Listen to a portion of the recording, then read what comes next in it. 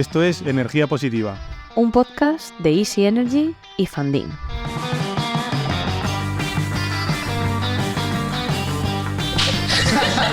Empezamos. Bueno, hola a todos, ¿qué tal? ¿Cómo estáis? En otro episodio más de Energía Positiva. Otro episodio más. Yo tengo curiosidad con qué dato interesante nos sorprenderá hoy Adrián. Pues yo también. ¿Cuál fue el capítulo que hablamos de la distancia de Gibraltar? Del estrecho de Gibraltar y falló por 1 kilómetro? Pues hoy tengo más. No, me voy a sorprender, me voy a consolidar como el de los datos. A mí me gusta esto, ¿no? Sí, o sea, sí, que sí. alguien que haga fact-check de todo lo que hagamos o corrobore los datos, ¿no? Exacto. Está muy bien que alguien sepa de lo que hablamos. Sí. Bueno, pues hoy el tema que vamos a tratar es de famoso impuesto al sol. Vamos a desmitificarlo un poquito. Vamos a hablar sobre qué pasó, qué implicaciones tuvo y si lo seguimos pagando a día de hoy. ¿Qué os parece? Muy interesante. El histórico impuesto al sol que a nosotros tanto daño nos ha hecho en Funding, la verdad. Vamos a decirlo, el mal llamado impuesto al sol. Y Exacto. mal llamado. Mal llamado, ¿no? Teoría, si lo definimos tal cual, fue un cargo o un supuesto cargo transitorio que se iba a ver aplicado a las instalaciones de menos de 10 kilovatios que ocurrían a nivel doméstico. Pero bueno, esto tuvo una trascendencia, tuvo un nombre que ha causado un impacto en la cultura pop de este sector en España. Y bueno, Marina, yo sé que te lo has estudiado muy bien. ¿Nos quieres contar un poquito más y traducir a humano lo que decía el Real Decreto 900 de 2015? Sí, que de hecho el nombre completo, para ser exacto, sea cargo transitorio por energía autoconsumida, ¿no? Y se publicó en el 2015 y para eso lo que dice esto de traducirlo para humano era básicamente tú tienes una instalación de más de 10 kilovatios, te vamos a poner un contador independiente, lo tienes que poner y se te cobrará un cargo pues cuando nos apetezca, básicamente. Y a menos de 10 kilovatios pues se deja sin cobrar, pero de una manera transitoria, es decir, te lo podemos cobrar, pero más adelante. De momento no te lo vamos a cobrar, ¿no?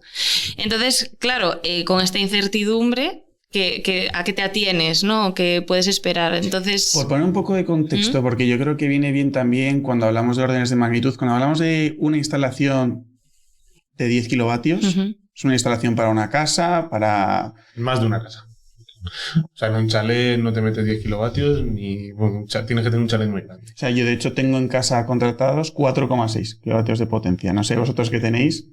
Yo creo que es lo típico, Yo es que ¿no? no lo sé, porque un hotelito de Ávila, de donde somos nosotros, está mirando y le entran 13 kilovatios. Con los paneles de... Bueno, sí que al final los paneles han crecido en tamaño y como ha crecido en tamaño, han crecido en potencia. Pero realmente en potencia por unidad de superficie tampoco han crecido tanto. O sea, que no estamos cometiendo el error de decir de que todas las instalaciones que iban para casa estaban dentro de ese umbral en el que había una incertidumbre brutal, ¿no? Justo. Todas las instalaciones de casa estaban por debajo de 10 kilovatios. Bueno, de hecho, Vamos, que incertidumbre había para los dos. O sea, al final, Sí, en 10 kilovatios tenías cargo seguro, en menos de 10 kilovatios era instálate el contador y veremos si te cobran. Y a ver qué pasa. Someday maybe. iba a decir que de hecho está muy lejos de lo que es normal para una casa, ¿no? Al final, un consumo medio de un hogar son 4 megavatios hora al año, una cosa así, que eso con 3 kilovatios de potencia lo tienes. O sea, que ese margen había mucho margen, vaya. Pero ¿y pensáis que la decisión de poner este impuesto era como una locura que se decidió por alguna razón? Oye, se levantó el ministro una pesadilla y dijo, ostras, tengo que poner aquí un cargo de manera transitoria que no voy a fijar para generar un tipo de incertidumbre, o había cierta realidad en esto, ¿no? O sea, sobre todo a la hora de determinar los peajes y los cargos, es decir, los costes de la red. Es decir, nosotros generamos la electricidad de las fuentes que sean y lo llevamos a nuestra casa y eso tiene un coste, ese transporte tiene un coste, ¿no? De hecho, los hermanos Soria fueron los que promovieron esto. Sí. Están los hermanos Bautista en el mundo de las renovables. Vale. Y están los hermanos Soria, que es muchísimo más famoso, pero... Tú como siempre pecando de humilde. No, pero bueno, o sea, yo, si a mí me preguntas mirado desde el prisma del sector eléctrico, se le puede llegar a ver el sentido a este cargo, ¿no? Porque al final tú lo que estabas haciendo era decirle a la gente que se montaba una instalación de autoconsumo y que iba a dejar de consumir energía de la red, por lo tanto iba a dejar de pagar peajes y cargos, que si luego utilizaban esa red, por el uso de la red les ibas a cobrar para intentar compensar esos peajes y cargos que no estaban pagando, ¿no?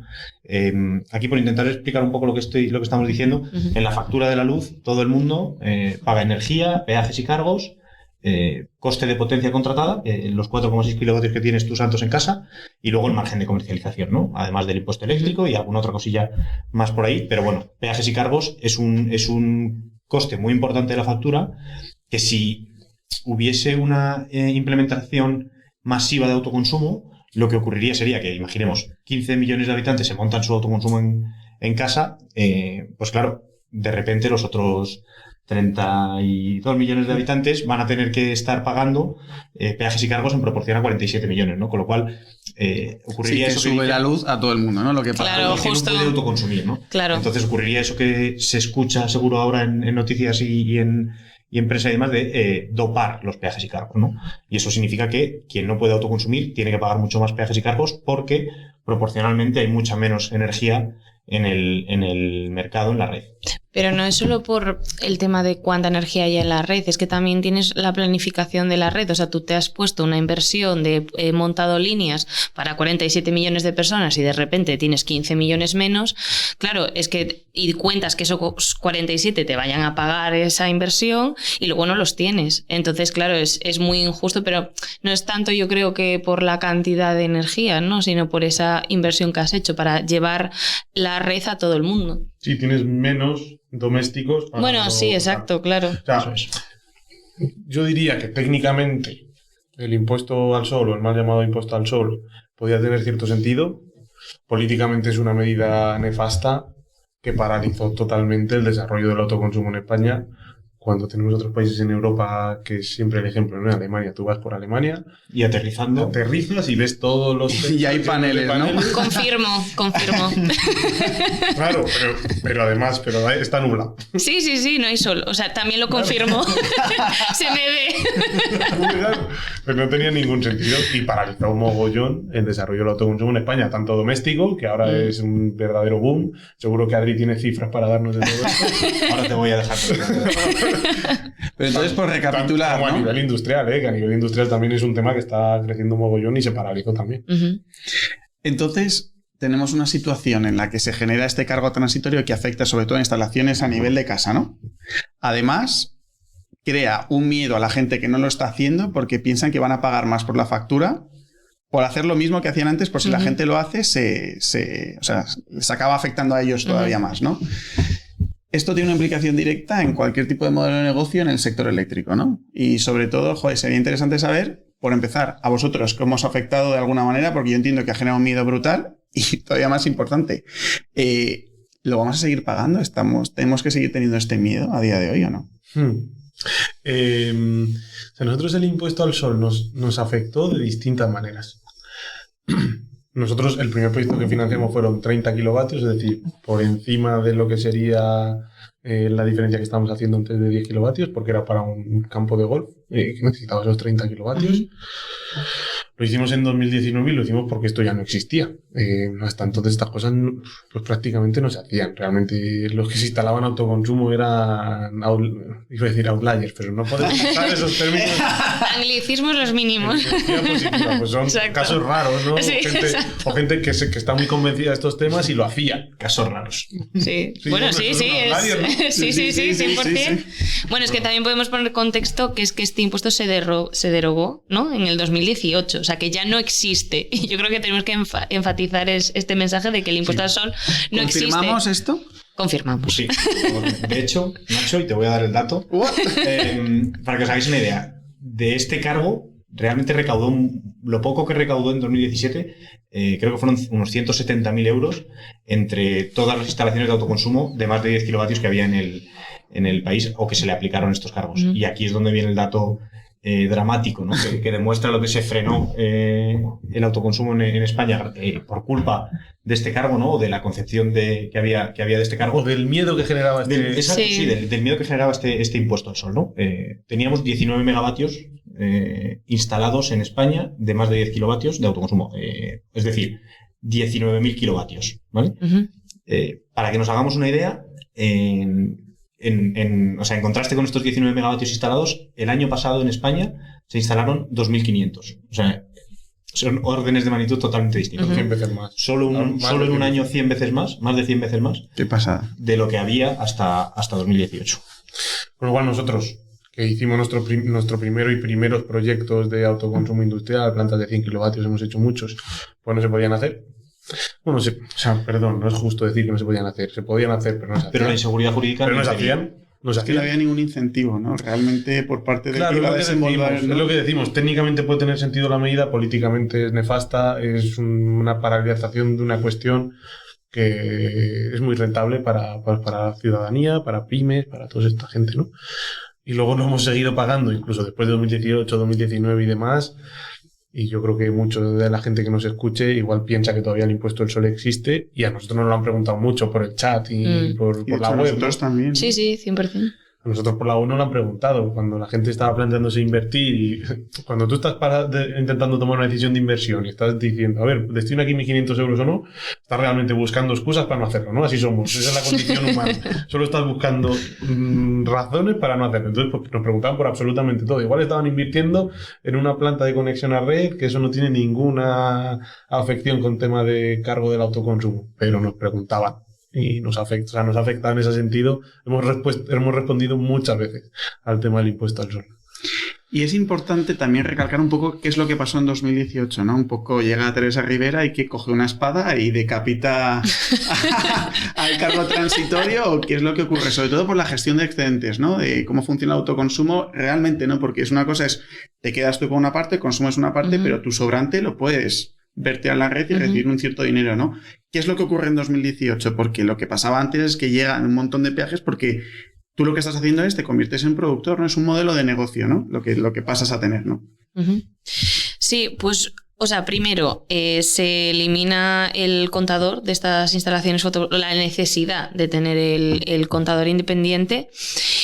Se aprueba la compensación y la venta de excedentes energéticos, que es lo que estabas hablando, ¿no? De si a ti te sobra electricidad, porque no vas a poder sacarle un poquito de rendimiento. Además, ten en cuenta que igual no te puedes permitir tener una batería o lo que sea, no te va... O sea, al final... Porque esa energía al final iba a consumir, claro, iba a pagar por ella. No, 100%. Y luego que también se eliminó como que fuese una actividad económica, ¿no? Porque al final tienes que hacer una serie de trámites, era un proceso burocrático bastante, tedioso. Bendito IVA. Exacto. Y entonces, pues eso también se eliminó. Y luego, que a mí me parece muy interesante, que existía la posibilidad de compartir varias personas una instalación fotovoltaica mediante el autoconsumo colectivo, ¿no? Que abre la puerta a otros, modelos de negocio, a que se pueda compartir entre varias personas. Por ejemplo, pues, una comunidad de vecinos, pues eso igual antes no podías hacerlo.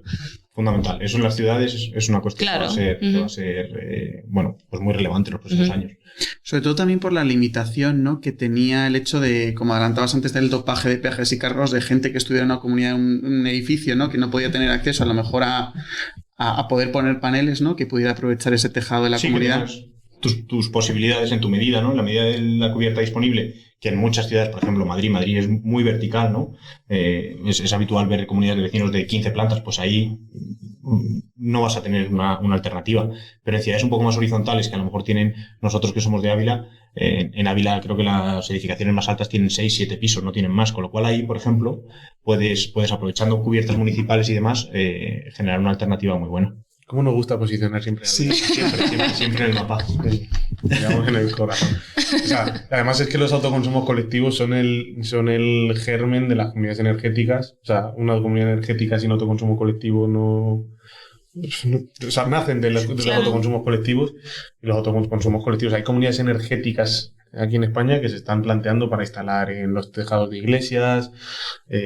Repsol creo que está proponiendo usar cubiertas de las gasolineras que hay en las ciudades y en los pueblos para instalar autoconsumos y que sean también colectivizados. O sea, es realmente aprovechar el espacio que tenemos muerto para que toda la gente, que hay muchísima, que no se puede poner un autoconsumo porque físicamente no tiene el espacio, pues pueda aprovecharse el autoconsumo.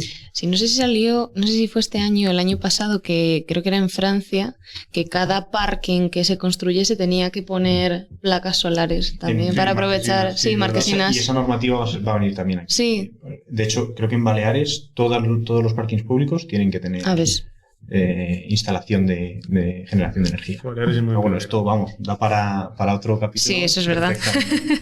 Totalmente. Y bueno, yo creo que con esto podemos concluir de alguna manera este episodio. Primero diciendo que el denominado impuesto al sol no tuvo ese nombre, realmente era un cargo transitorio que lo que hizo fue generar una incertidumbre en un modelo de negocio que era muy incipiente, sobre todo en España, por el privilegio que tenemos de las horas de sol en todo el año. Esto además añadió una serie de barreras, sobre todo burocráticas, a la hora de la venta de ese excedente, que no se vieron simplificadas hasta la aparición del nuevo Real Decreto en 2018 y que confirmamos que se lo cargó, ¿no? Se lo cargó, ¿no? Y bueno, pues nada, confirmar que esta medida, como ha dicho Nacho antes, fue devastadora, ¿no? Generó una inseguridad y un miedo tanto a la ciudadanía, que era un negocio muy rentable para ellos, ¿no? Totalmente. Así que aplaudimos que se cambiase aquello. Dar la buena noticia de que esto ya no existe, ¿no? Que esto sí. No aplica y que la gente puede estar tranquila si quieren montarse su instalación de autoconsumo. Total. Perfecto, pues muchísimas gracias y nos vemos en el siguiente episodio. Prepárate datos interesantes, Adrián, por favor. Voy ahora a la biblioteca. Adiós. Adiós.